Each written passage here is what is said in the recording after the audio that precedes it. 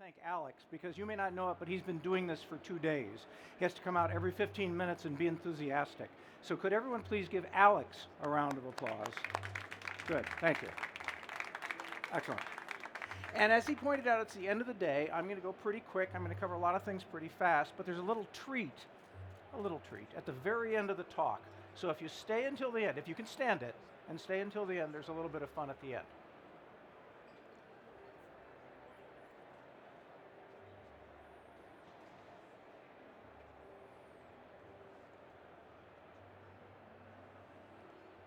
Can you guys hear that at all?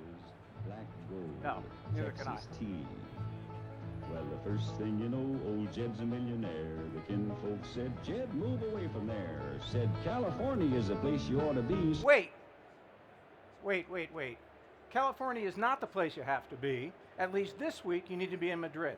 And we all wish that revenue or profit or product sprung up from the ground, like in the video. But it doesn't. So my name is Todd Morrill. I'm here from UC Berkeley, but I really work not at Berkeley, but for the federal government, the US federal government, on a program called the NSF AI Corps. And AI Corps is a way to train, is a technique and ultimately a curriculum in which we train academics on how to be more effective at commercializing technology. So this is an attempt by the US government to get more jobs, more technology, more companies out of university-funded research. So my students at the NSF are faculty professors, usually in engineering, sometimes in basic science, and then of course graduate students and people from industry and so on. And so the picture you see here is the Bay Area. It doesn't actually show Silicon Valley, which is somewhere off to the left of the picture, but probably you can think of all of this as Silicon Valley by now.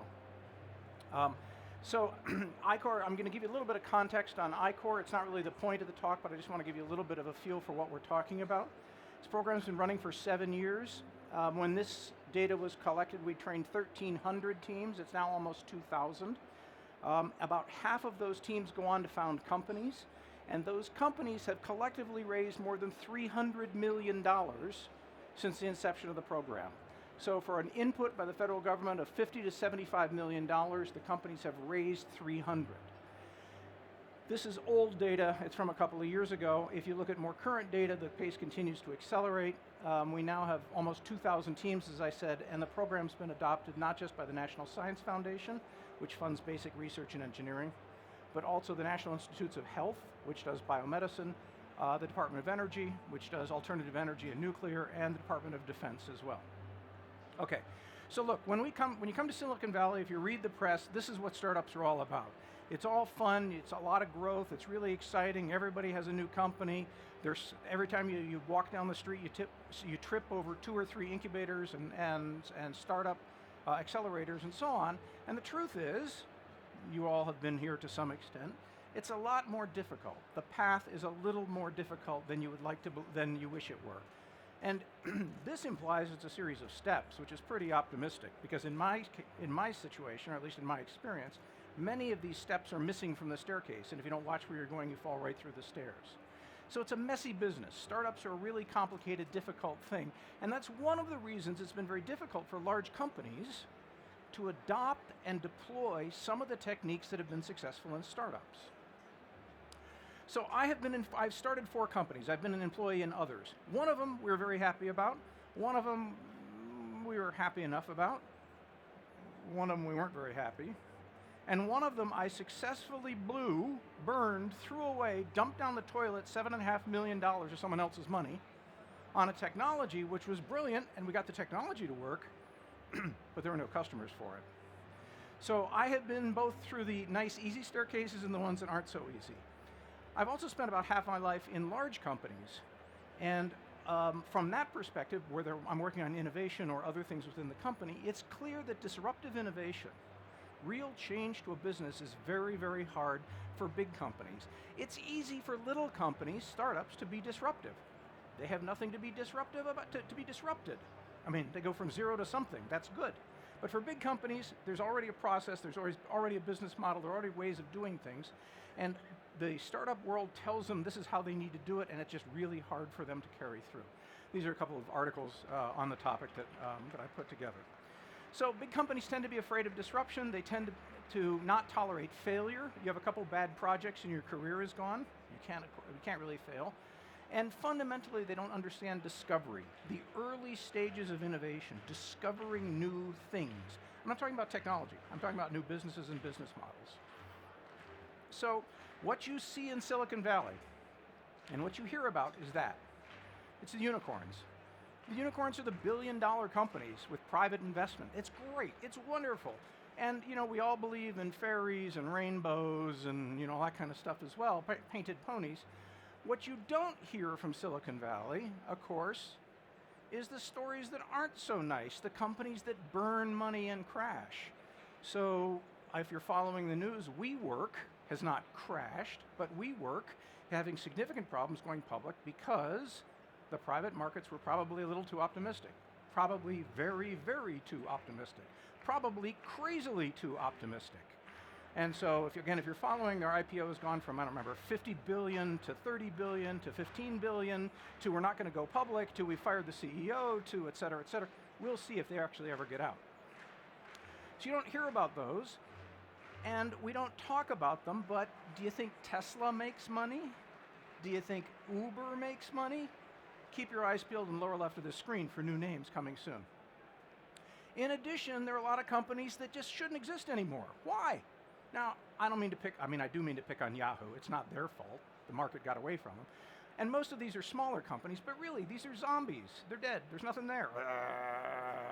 Just walk on, eating people's brains. So, flipping back to the startup side, there are a whole bunch of things about startups that are difficult to implement in large companies. And I mentioned them before, but it's the risk of failure, it's a tolerance of certain types of risk, it's changing the way you do it, changing the way you do things, and it's violating corporate culture. It's really making things change. So really, the companies that have done this successfully have adopted a few of these techniques, a few of these tricks from startups and implemented them. So the first one, use your weaknesses to your advantage.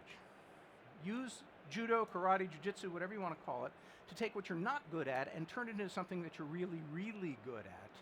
So I'm not going to tell you who this is first, because it'll give it away, but I'll tell you in a minute. It's a company you don't know, but you'll understand the model.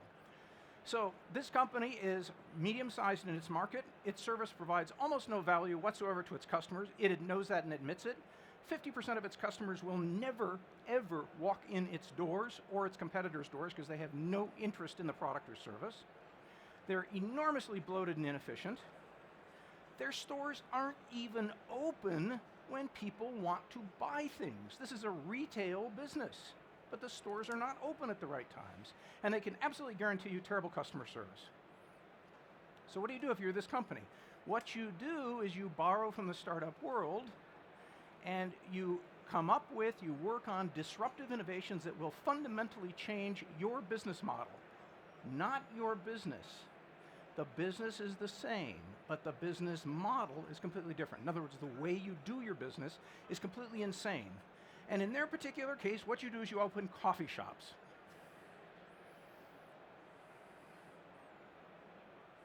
Okay, so it's a nice coffee shop in the middle of a pond or a swimming pool or something. It's a little peculiar. We'll take a shot from another angle. If you read Arabic, you might be able to figure out what's going on here. I don't. When I saw this, I still had no idea what it is. This is a bank. It may not look like a bank, it doesn't act like a bank, but it is a bank. And even when you show a close-up of the customers, it's still not clear what's going on in this bank. But in fact, what's going on is they have created, well, let's jump back to here. So, their service provides almost no value. They cannot provide interest. They cannot invest customers' money. It is not moral to do so, and it is against the law, and so they do not do it. So they're just a box. Happens to be a company, but it's a box you put your money into. No interest, no investment. Traditionally, women don't have checking accounts, and they don't use credit cards. Cash is used, but women don't even think about opening an account. They don't want to, and it's hassle. It's a pain in the neck to go into the branches. As I said, they're very inefficient. These are street-level businesses. They're banks like we have in Europe and the United States. It's an office or a building, and you walk into it, and you open an account and so on, and they're even worse, according to them, than we are in terms of the way they treat you and so on. But they're only open during regular business hours. and people don't work during regular business hours during large parts of the year. So as it turns out, they have been enormously successful at creating a situation where a credit card is an impulse purchase. So you walk in, you order your coffee on the little touch screen. While you're ordering your coffee, you actually receive a credit card. You fill out the application online, tick, tick, tick, tick, tick, tick, tick. There is essentially an automatic teller machine, an ATM machine, which instead of dispensing cash, dispenses credit cards. And so you now have a credit card for the first time. And for the same energy you would have put into buying a €1 necklace or a €10 present for your brother, you now have a credit card. And the bank has a new customer.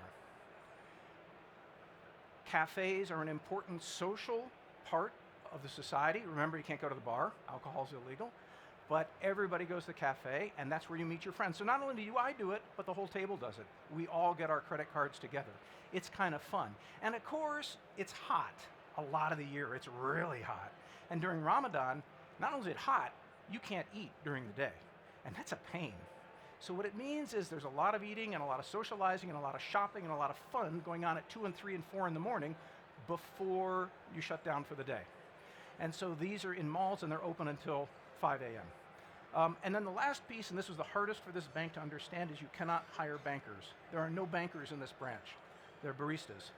They're service-oriented people who bring you coffee, and at the same time they bring you your credit card. Okay, so number 2, people are really the only asset you're developing.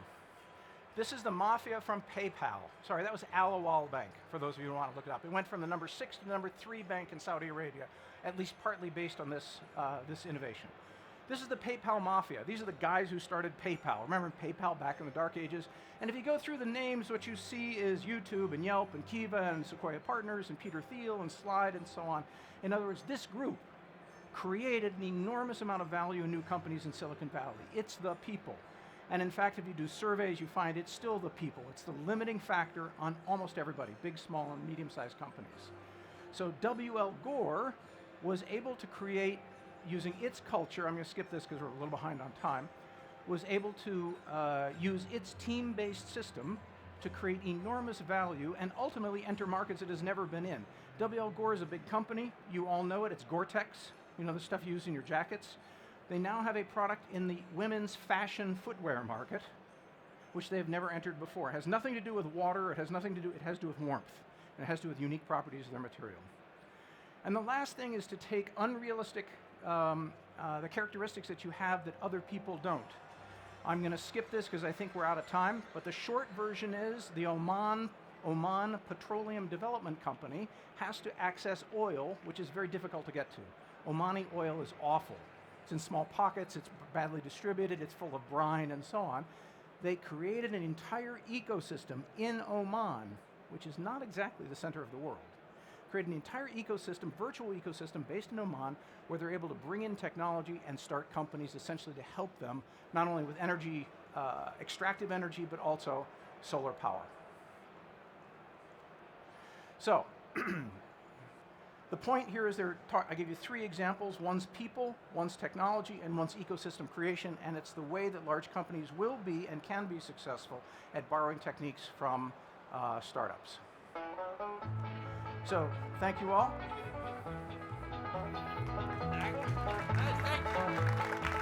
Big applause for Todd. Thank you very much.